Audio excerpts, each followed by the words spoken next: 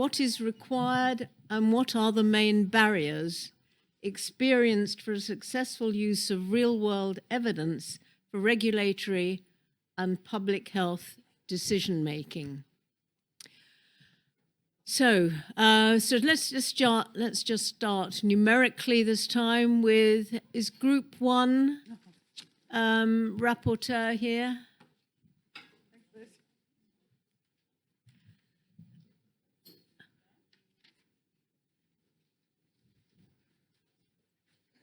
Right. It's Marianne. Is it Marianne? No, Gabrielle. Gabrielle, sorry, yeah. No worries. Yeah. Yes, I know your surname. I've forgotten your first name. So Gabrielle Broekman, Sappi. Yeah. In terms for the requirements, so we split it out between regulators and public health decision making. Thank you. So definitely good quality data is needed for both. Also, access to data, critical for regulators, but also for making good public health decisions. Of course, we need to have proper validation of the data that is being collected. Very useful to have background data also on denominators, which I'll come back later, is also a barrier very often, particularly in low resource settings. And then also the standardization of diagnosis, looking at the Brighton collaboration, very applicable very often in high income settings, but there might be challenges in low resource settings. And then we had also vaccine registries as a source of valuable data. And that's often also a big problem in low resource settings where there are no vaccination registries. In terms of barriers, I think one of the areas, particularly in Europe, is issues around privacy. I can't say it again, the GPRD? GDPR. Yeah, that one. I always mess it up. So that sometimes might sort of limit sharing of having access to data. There are legal constraints, particularly when working like public-private sector sharing of data across the board. Perceived conflict of interest for private partners having access to the data. So that's something we need to look at. One of the things is it's great to have sort of standardized templates, protocols, that those often don't exist yet. And particularly low resource settings, really a lack of existing databases where we can do the studies from. I'm looking at my team members. Anything else that I miss? No? Thanks, Liz. Thanks very much, Gabrielle. Group 2, who's the rapporteur for Group 2? Rebecca.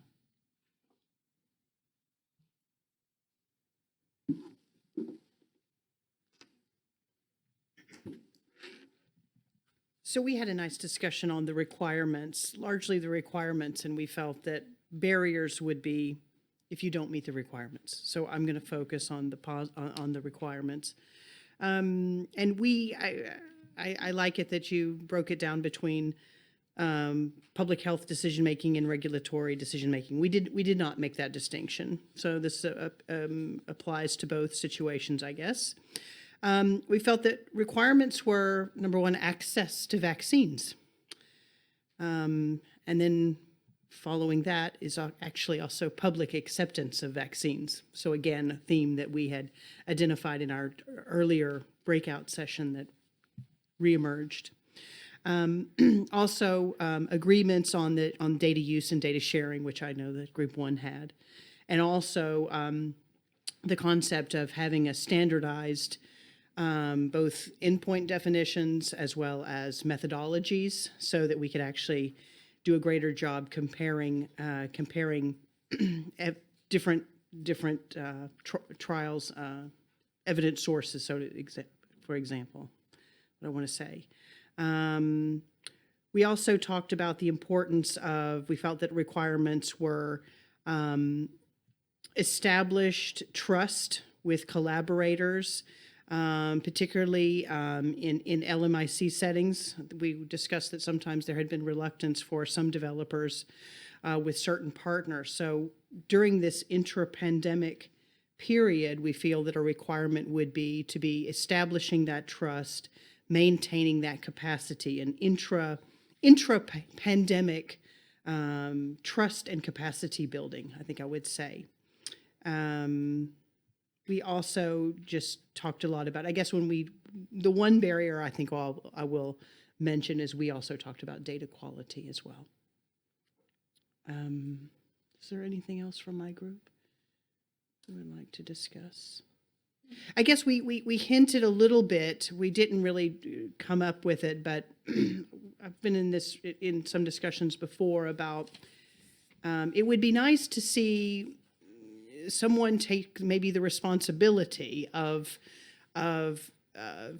organization take the responsibility of deciding what those agreed case definitions should be, what those methodologies should be, and provide that guidance. It was discussed whether or not that's the role of the FDA or another regulatory agency or WHO with this global perspective. So that we've had some discussions around that. Thank you. I think group 3 next. I think Hector's, rather than barriers, I think we were looking for culprits, weren't we? Our interpretation of the question was perhaps slightly different to other groups. Yeah, so if we start with barriers, maybe in this case, we came up with sometimes regulatory authorities are too stringent in their requirements for clinical trial data for phase 1, 2, and 3, and they are not easily moved. And there were some examples, I think, today. So what would be required? We came up with the suggestion based in part on the meningitis C example from the UK, that we need to focus a little bit more on accelerated approval options and animal rule options. For accelerated approval, you can either license, depending on the country, or authorize a vaccine if you have a correlate of protection and a surrogate which is accepted as predictor of effectiveness. But you need to agree on that correlate of protection, and for that you need the laboratory experts to be on board with it and develop those standards. So we are ready to go with correlates of protection for any future pandemic. The second thing is we can also use animal rule, meaning studies in primates mainly, but we need to develop the animal models and again get agreement on which animal models are accepted for a given disease. Then we can get an accelerated approval using these animal models. And then in both cases, the confirmatory studies would be something like what Nick Andrews presented today, which is we feel more comfortable using fit-for-purpose data that we have experience in working with, using more than one observational study. At least certainly I personally would resist authorizing a vaccine or a product with just one observational study. We need more than one. And Nick mentioned also methodologies, using a diversity of methods. If they all consistently go in the same direction, then we are a little more reassured that bias has not overcome it. And there were a number of other things we discussed, but I think those could be the main ones. Thanks very much, Hector. I should say we, in our group of 4, 2 were regulators, so I think we need to take note of the recommendations, more flexibility perhaps on regulatory authorities. Nick, okay, group 4. I'll start on some of the points around the decisions with the public health institutes and the committees, so that side of things. well, one point was really around the expertise around having people who can not only analyse. I mean, I'm assuming you kind of got real-world evidence data available at this point, but it's around the analysis, the methods, the interpretation, the presenting, the communication of all of that to the committees and the expertise of the committees who are making decisions based on this real-world evidence. To their understanding of the how these data can be used, what observational study, the pros and cons really. So because if you haven't got that expertise, then you can make wrong decisions because they either believe an incorrect analysis because they haven't asked the questions around the biases and actually it's a bit of a dodgy study, observational study, or but ideally they've got the expertise to help interpret those. So you need that in your, not only in those who are presenting and doing the studies, but in those who are you're presenting to, who are making decisions. And that comes from, it does take time for that experience from having access to this real world data and knowing the data sources and the pros and cons and having done quite a lot of analyses. It does actually take quite a lot of time to build up that experience. So the sooner and the more people who are looking at these data and understanding them, the better. And because we're aware that all the different data sources we might look at have all got their advantages, disadvantages, and biases that might come into them. So that was sort of part of our take on understanding about using the data well. One of the other things was that we also discussed about where under what situations a regulatory group might do a sort of license sooner because of the use of real world data, and that I think some of that's been covered already. But I mean, there's the special population side of things where you'd hope you wouldn't require clinical trial data on every single population it might end up being used in for efficacy and certainly not for safety. So the very fact that they know that these real world evidence studies are going to be coming surely does feed into those earlier licensure decisions. And if because if it wasn't something set up to do that, then I think that would be a problem. And there's the correlates of protection side of things as well, whereby that there's an alternative sort of routes to licensure. And I'm thinking sort of going forward about Group B strep. Some of the real world data actually feeds into developing those correlates.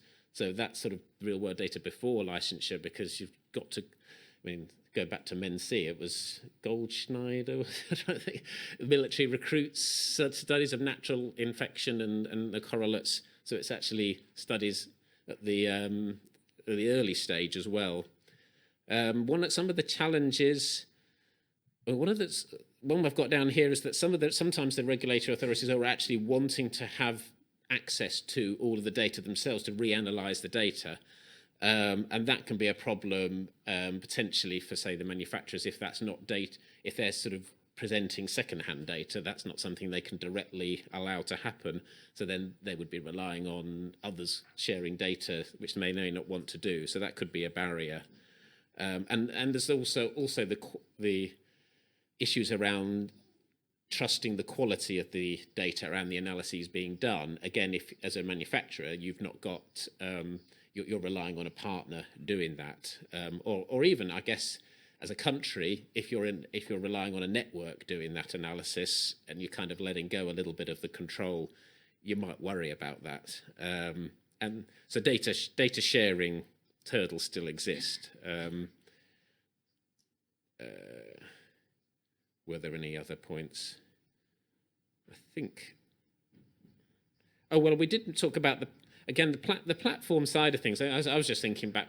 We were thinking back to pandemic H1N1, and ultimately that licensure was on, as was with influenza vaccines, was based on the platform and the fact on the immunogenicity. So there was an example where that happened, and the real world data came through quite quickly for looking at the effectiveness of the pandemic vaccines. I think that's all I've got. Okay. Thanks very much. I think you were making a point that reflected what Kat was saying about when you manufacturers and looking at, studies, they want it sort of GCP possibly level, whereas in the real world, yeah, you can do that, but you get the answer in 2 years' time. There has to be some kind of, compromise, some sort of proportionality in the type of restrictions that are imposed. I think I presumed it was coming from the licensing authority, but from what Kat said, it's quite often manufacturers themselves, their quality assurance departments, which are perhaps requiring an unreasonable level of quality assurance in the real world. Right, group 5.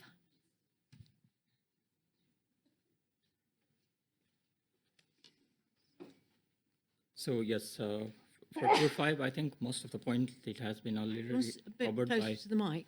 Most of the points has been already covered by the previous groups, but however, I would also like to highlight from our group that we discussed that we cannot underestimate the collaboration and interactions with regulators and public health partners to develop like a buy-in model early in, and also the sustainable funding mechanisms that is very important, and also guidance and some commitments of acceptance of the type of real-world evidence data for acceptance by the regulators. I think that is also important. And we also discussed a little bit about maybe we could develop something like we have GCP, GMPs, and why not to have like a good real-world evidence practices framework at the global level so that it would be easier to make sure that these data are acceptable. And yes, I think that's in terms of requirement what we discuss. And in terms of main barriers, one we discuss is about the barriers in terms of trust on the source, validity, and quality of data. That what we have identified, and also the lack of sustainable funding mechanism that could be another barrier as well. So rest is covered by the previous groups. Thank you.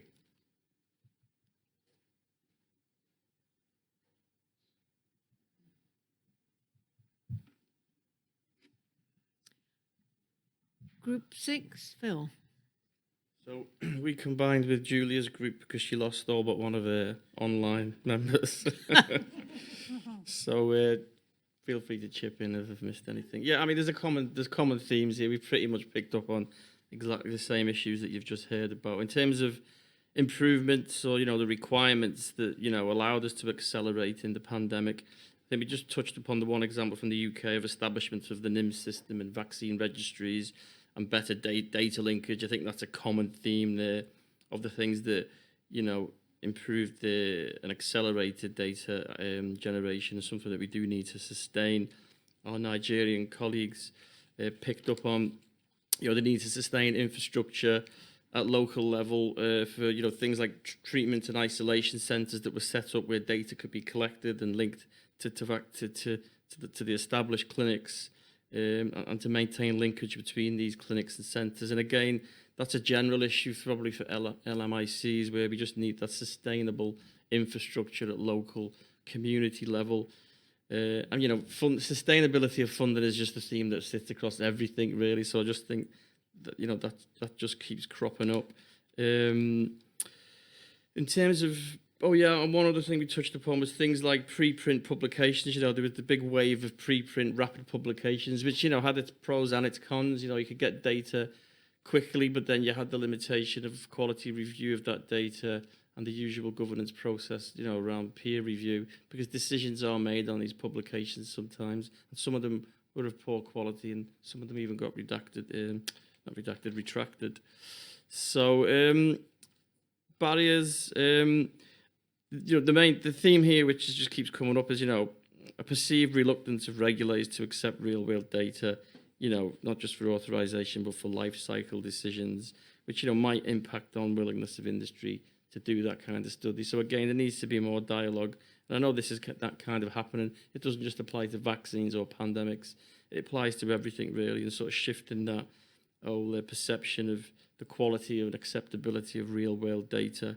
And, Hector, there, you touched upon the meningococcal. I mean, the example I always use, going back 10 years, is maternal pertussis vaccine. When we introduced that in the UK, the label for the vaccine said not recommended. We, MHRA, generated data, HPA generated data on effectiveness, we generated safety data. As an agency, we were prepared to use that data to change the label and that is, kind of the principle behind it, is using that data, to manage the life cycle of a product to benefit all. Other barriers, data quality, completeness. Again, we just need to sort that out. Lack of embrace of technology such as barcoding for vials. You've touched upon that earlier. And then one other thing was not a brain drain, but a limited resource of expertise. Everybody was just taking all the experts because of all the demands. Again, a lot of demands placed on global regulators, on industry in particular, is the requirement really for everybody who's trying to get hold of an epidemiologist or a medic, and it just sort of sucked all the expertise out of the system. And I think that was a barrier really to getting things done as well. Did I miss anything? No? Institutional memory, but ties into that one. Yeah. You're losing your experts, and you've got to maintain that memory over time. But funding, kept coming back to funding. I'm sure everybody just says this, we need to maintain funding. Oh, and keeping the issue high on the global political agenda.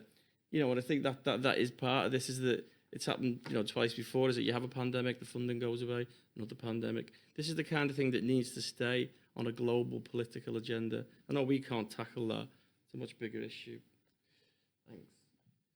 Yeah, thanks for reminding us about the, they're trip hazards, those things. Thanks for reminding us about the pertussis situation, because there the decision was the JCVI, the NITAG decision to use it for an unlicensed indication, which subsequently became a licensed indication because of the real-world effectiveness data. It required an enlightened, it was almost a risk, it was a risk because the safety in pregnancy wasn't known. It was an acute need, and it might work, but there wasn't even a correlate of protection. I've forgotten about that one. Yeah, but JCVI makes a lot of off-label recommendations. Yes. Generate data. Yeah. Tom. So for Group 7, we felt that real-world evidence was used quite a bit for public health decision-making, so probably a lot of our content is focused on regulatory issues, and we didn't have any regulators in our group, but of course that didn't stop us from speaking about them. So I think for requirements, accurate, accessible, and timely data on exposure and outcomes, but other information as well, but really on vaccination status and on outcomes. If you don't know who got vaccinated, you don't have the outcome. It's challenging. Clarity on data requirements from regulatory agencies if real world evidence will be used, and I guess the barrier then would be lack of clarity.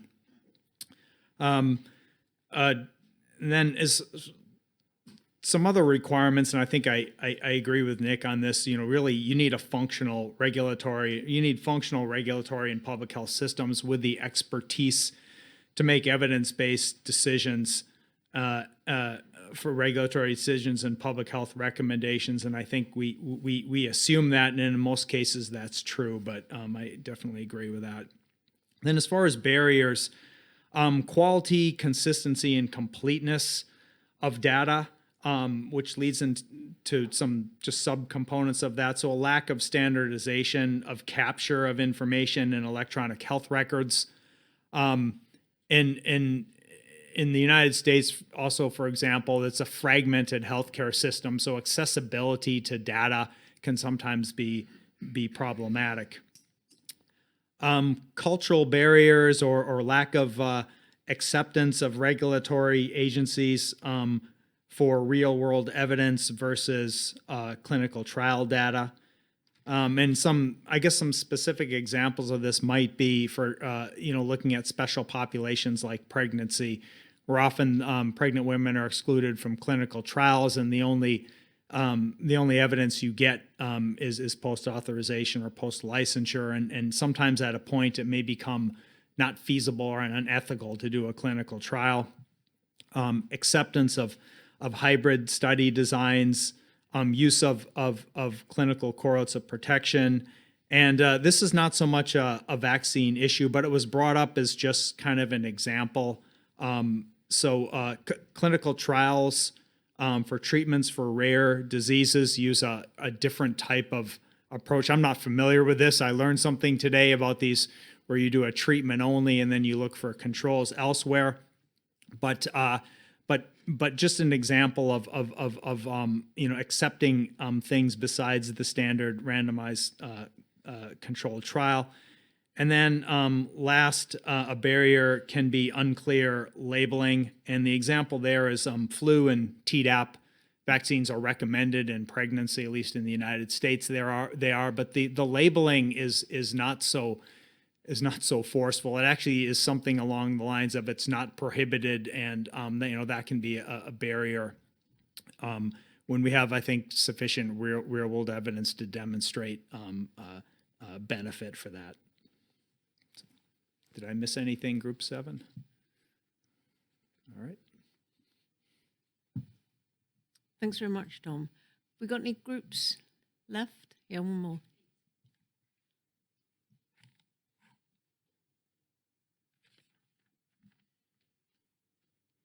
Okay, so I will be short. I think nearly everything has been said.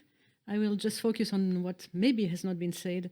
So the first thing for what is required, at least to generate real-life, real-world data, it's really large network of multi-country. We were mostly European countries in the group, and there is not much that you can answer at the level of one country. You need larger population, exposed population in cases to be able to answer to questions that decision makers need. Then in terms of data, I will not go back. We will discuss about access and quality to data on exposure and outcome. Something that we mentioned too is access to data on potential confounding factors, which may be sometimes much more difficult to collect. And of course, for vaccine effectiveness, we need it. Then besides the access and quality of those data, linkage may be a crucial issue in some countries. It's not that straightforward. So that's one of the main requirements. In terms of barriers, the time lag, especially when we need hospital database, time lag can be very long in some countries, up to 1 to 2 years. So that's strong barriers. We also discussed a lot about GDPR and data protection issues, and something that I would add, it's also the interpretation of GDPR. It's not GDPR itself always, but what data protection officer don't want you to do with data that may be an issue. And then I think it was already said by Tom, but missing data is also an issue and of course can lead to other bias. So if the group has anything to add to that, thank you.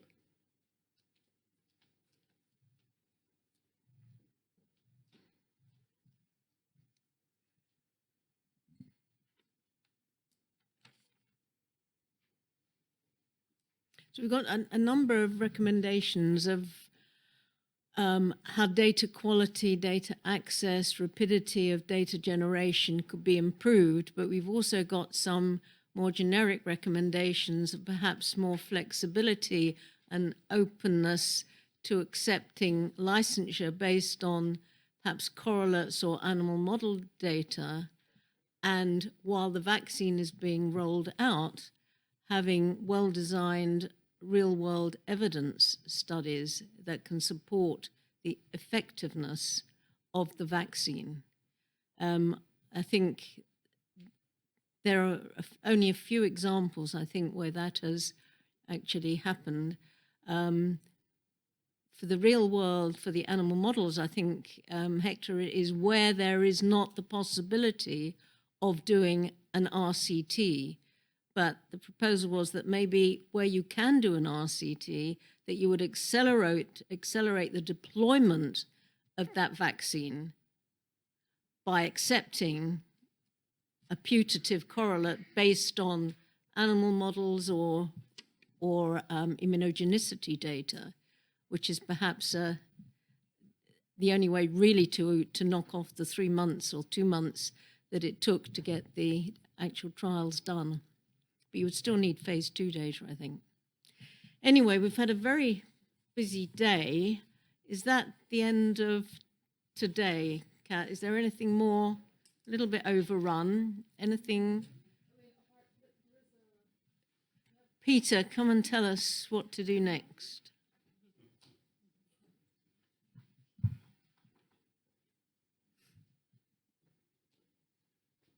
I am in full agreement with you. It was a very busy day.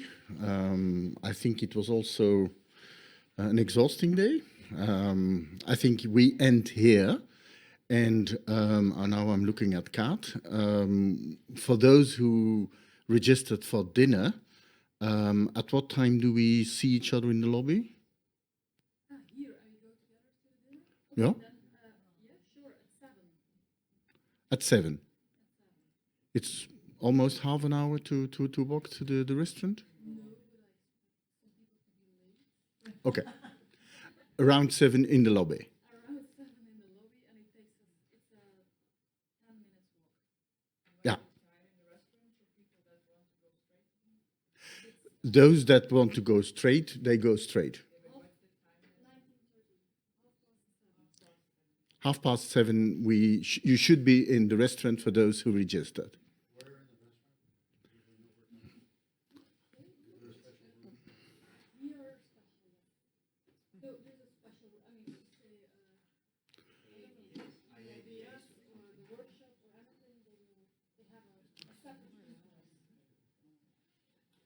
But for those of us that got no sense of direction, I'd prefer to follow the herd. 7 o'clock That's the in the reason lobby. why I said, let's see in the lobby, then we go in a group to that, and then Yeah, I'm it's happy with very that. fine. Okay? I want to thank also the people online. Thank you for being so active, and see you tomorrow.